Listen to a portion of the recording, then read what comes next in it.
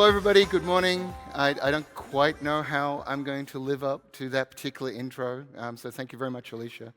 As you can see, unfortunately, Andrew couldn't make it this morning. I am Andrew's less hairy but far more handsome brother who is here in his stead. Slightly old photograph of me there.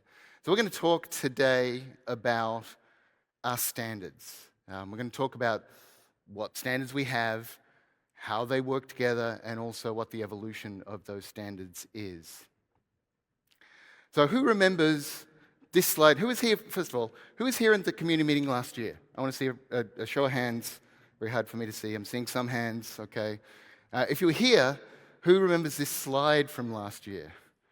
Okay, that's okay, that's good. I like this slide because it does show how our standards have not only evolved individually over time. We've gone from, version 1 back in 2025 when we had basically PCI DSS and PCI PED as it was then. It wasn't POI from version 1, and then evolved into more updated versions. We've got, for POI, we've got version 6.2 at the moment. For DSS, we've got version 4.0.1.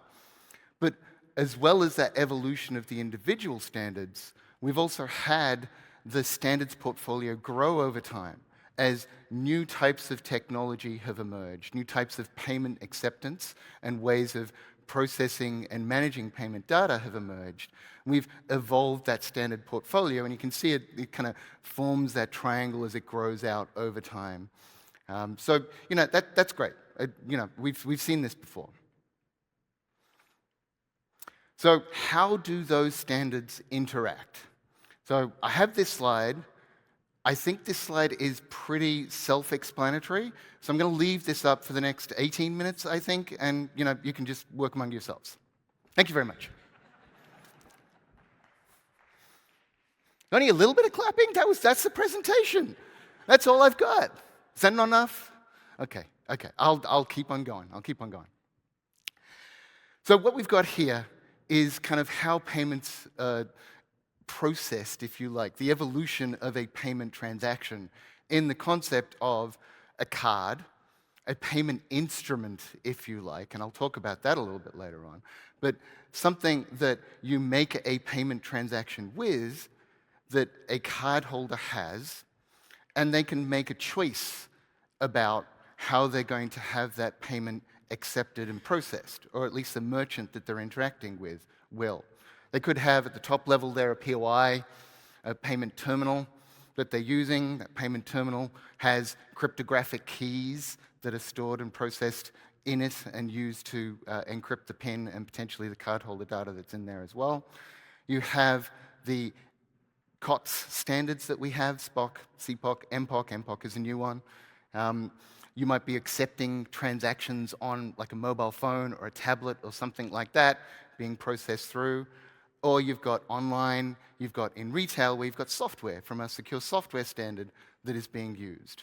In the back end, you've got cryptographic keys that are used to decrypt data that is being secured with cryptography. They might be stored in hardware security modules or HSMs. And there's an interaction between the PIN standard that's on one side and the HSMs on the other side, because that's about key management, about how you have not just cryptography, because cryptography is great, but you need to have key management that goes along with that. Now, as I get to this point, I'm feeling, I have to confess with you, I'm feeling a little bit kind of disappointed with my presentation, because you've seen all of this before. The slide before, you've seen last year. This slide, you've seen last year. And I get it. You look at all these things, and it's a little bit kind of overwhelming. There's lots of standards. There's lots of things that are going on, standards everywhere. But I want to deliver to you today something that's a little bit different and a little bit new. So these next slides that I'm going to present, these are not slides you've seen before. And in fact, these next slides that I'm going to present are going to talk through information that we haven't talked about publicly before. We're going to talk about how our standards are moving forward into the future. We're going to talk about what our vision for the areas of security, of technology, where we'll need standardization and programs, what those areas are, and how we are going to move into that. Move on one more. There we go. So who here participates in our RFC process? Okay, not enough hands. We need more people to participate in our RFC process, but I'll get to that later on as well. But if you do participate in our RFC process, you will have noticed that we've had a lot of RFCs recently. Over the course of the last year or so, we've had RFCs on POI, on DSS, on the HSM requirements, on the point-to-point requirements. We've had RFCs on TSP and 3DS requirements. We've had RFCs on our secure software standards, and we've had RFCs on MPOC. And when you look at this, you go, well, hang on, that's almost all of your standards at the moment. We're actually going through a process at the moment that Deanne made reference to, where we're looking at our portfolio of standards. And when we consider that slide of standards everywhere, do we have the appropriate standards in the appropriate areas, written in the appropriate way to address the security and technology that's coming up in payments, not just next year, not just a year after that, but 5 and 10 years from now? So when we look at our standards portfolio that we have right now, this is where we're at. And that's what's replicated essentially in the slide that I showed you from last year. However, here's the new part. We're looking at target areas where we're seeing we might need to evolve these standards into. These don't necessarily represent individual standards themselves, but areas where technology and security will be required 5 or 10 years from now. So when we look at this, we can then go through how do we get from one point, where we are right now with our standards portfolio, into these target areas that are coming up. And so from physical device security point of view, something where you've got an electronic device, it's running software, it has a need for physical security for whatever purpose. There might be different reasons why you need that. Well, we've got standards for that already in terms of PTS POI and PTS HSM. They have sections of themselves that are largely similar. They've evolved over time, and we will continue to evolve those into the future, into a device security portfolio, potentially, individual standard. These target areas, I need to stress, this is something where we are anticipating we will be. When you head out on a road trip or something like this, you've got a plan, you kind of know where you're going to go, but things can change on the way. And so this is not a specific, we're definitely doing this. This is where we think we're going, and there might be changes along the way. So don't anticipate that this is exactly how it will look 5 or 10 years from now. I could probably tell you that it won't. Because as was mentioned earlier on as well, our intent is to take feedback as much as we can, to work with our stakeholder community, and to make sure that this vision that we have, that has already been informed by our stakeholder community, continues to be the correct vision over time. When we look at key management, cryptography is a core control across almost all of our standards. Whenever you're talking about security, it's very hard to get away from aspects of cryptography. Even when you're talking about physical security to a large extent, you have physical security controls like alarm systems and so forth. There's often underlying cryptography that sits on top of those in terms of protocols, in terms of access cards, these sorts of things. So cryptography is a core control across many, if not all, of our standards. However, cryptography is only a useful control if you have strong key management around that. So you can build the cryptography in there, but if you write the cryptographic key on the top of the thing that is doing the cryptography, it's not very useful. It's really just a protocol translation at that point. Because of this, we have standards that have cryptographic controls throughout them. Primarily PCI PIN, as I mentioned, but there's a large section of P2PE, domain 5, that also replicates a lot of content from PCI PIN in terms of key management controls. When we look across the rest of our portfolio, we look at card production, we look at TSP, We even look at things like what's in DSS. There are key management controls all across those standards. And so we're looking at a future, at a target area where we need to have more common key management controls across our standards and that can be utilized by our standards. May not all be the same. You don't necessarily need exactly the same key management, for example, in PCI DSS. If you look at the key management controls in there, they're not exactly the same as the key management controls in PCI PIN. Different threat models, different ways you might control those keys. We're looking at how we can evolve the standard to adopt into those sorts of areas. I mentioned payment card instruments. Now, it's a term that's used in some circles and not others, so I'll explain what I mean by that. It's very common to make a payment, obviously, with a card. You know, we're the payment card industry. It's right there in the name. But increasingly, it's common to make a payment with something that is not a card, that is in somehow a surrogate for a card. For example, I'm from Australia. It takes a very long time to get to Boston, I can tell you that right now. However, in Australia, the use of mobile phones to make payments is actually exceeding the use of payment cards, physical cards to make payments. And we see that as something that is going to happen across the world in many other areas. There are areas in Asia where that's actually been true for a longer time than it has been in Australia. So this is a payment instrument, something you use to make a payment. And we have card production requirements. We also have our TSP requirements for creating tokens. When you make a payment with a phone, generally there is a token on that phone that is used in place of the PAN. It's a PAN token as opposed to a funding PAN.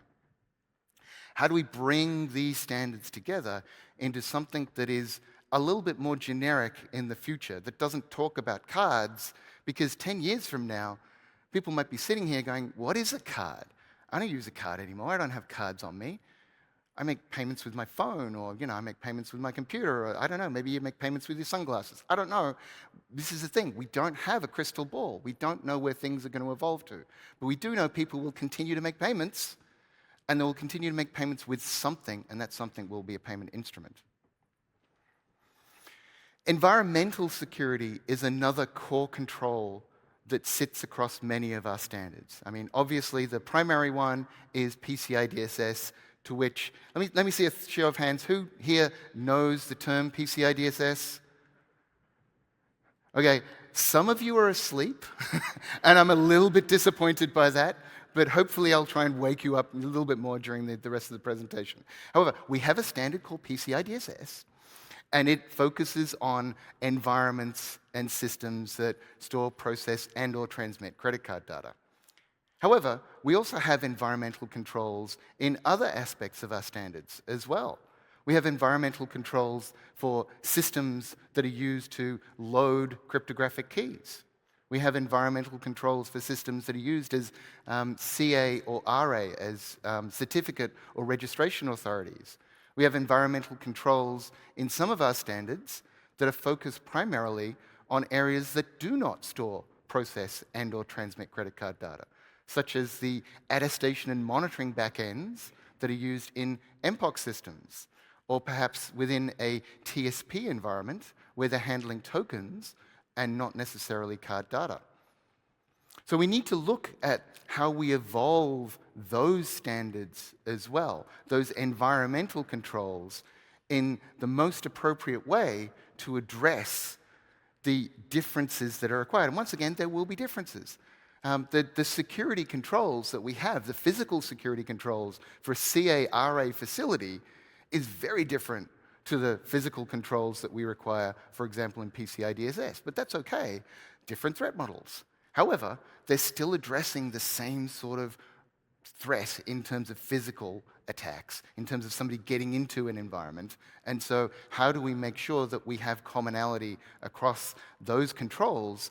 We're not necessarily duplicating things where we don't need to, but also we are deliberately deviating where we need to because there is a different threat model or a different type of technology that is being addressed.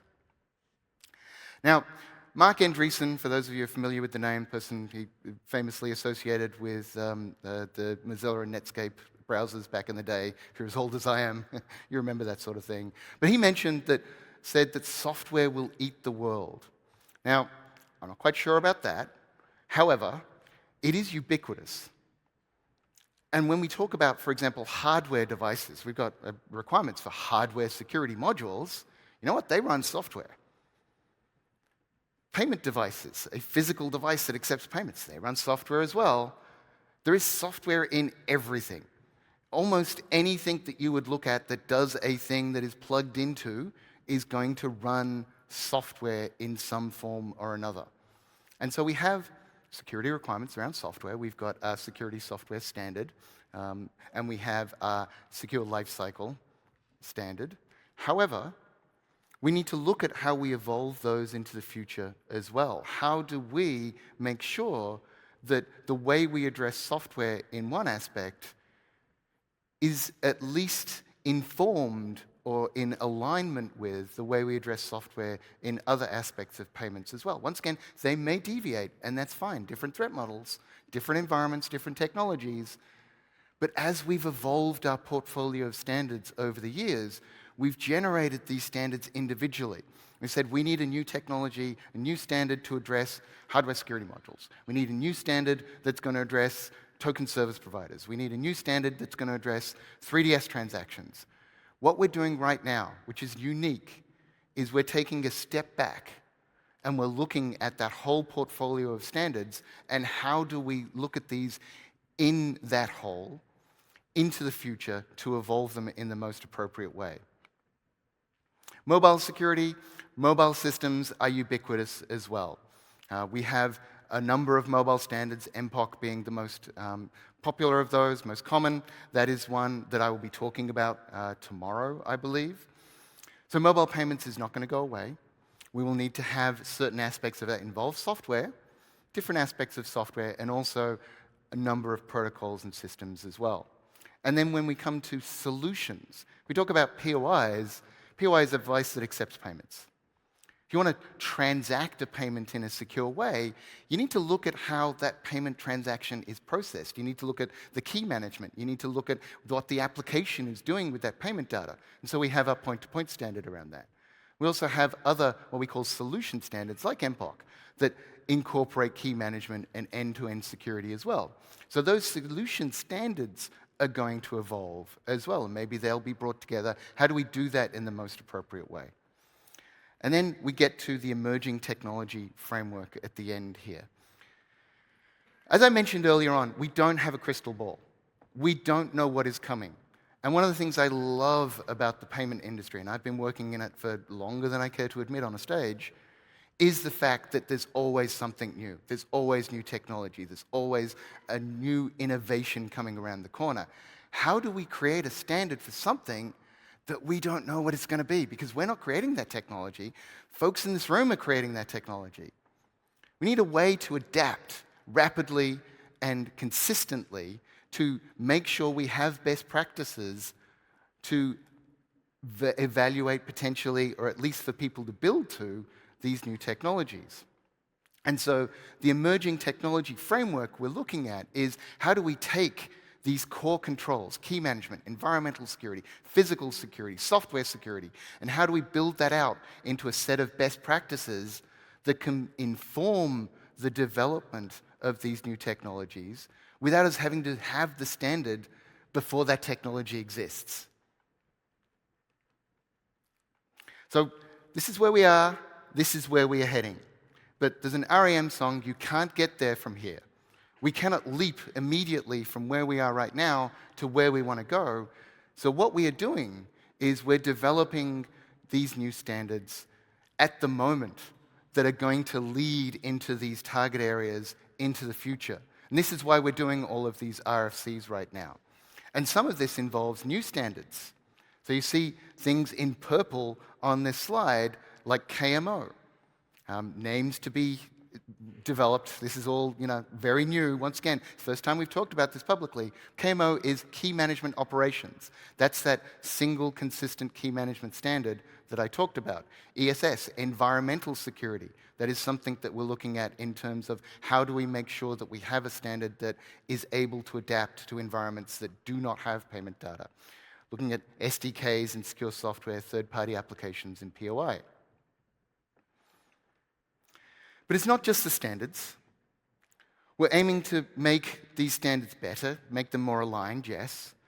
We're also looking at the programs and the associated documentation, how we generate up the programs, how we have the reporting documents around that. We're looking at, do we need to potentially change the way we have some of our documents? Is PDF and Word format the appropriate form, or are there different forms that we can publish these in that might be better used 5 or 10 years from now? We're also modularizing our training, and we're updating our standards and training programs in concert. But it's not just about PCI SSC, because it's not just about PCI standards. We don't live in a vacuum. We're working together with other standards bodies. We're working together with the industry. You've heard of various 3-letter acronyms like TGG and RAG and BOA and GEAR, which has 4 letters. Couldn't quite condense it down into 3. We're also working with other industry bodies like FIDO. I have a presentation with FIDO and Okta tomorrow where we'll be talking about phishing-resistant authentication. We're working with the industry at large in terms of big players like Amazon, Microsoft, Block, cryptography experts. We have a panel from the cryptography experts, and in fact, all of the folks here will be talking during this conference. But it's not just about them either. These are your standards too. We don't exist to publish standards. We exist to create a secure framework that people can develop and innovate and create new ways to pay and implement ways to pay into the future. And we're looking at changing all of that over the next few years. There has never been a better time to be engaged with PCI SSC. There has never been a better time to keep an eye out on what we're doing. Look at the blogs, look at the RFCs. Next year, if I'm here on stage, I'm going to ask if you participated in an RFC. I want to see everybody's hands up here, because the way we make this journey, the way we get to those target areas, the way we make our standards better, the way we make payments more secure into the future is with your help. We cannot do it alone. We need your input on the RFCs. We need your input in the way we are evolving these standards. We need your input on how we are evolving these standards to make them better. We need to hear from you, and we need to work together as an industry to make payments more secure. Thank you very much.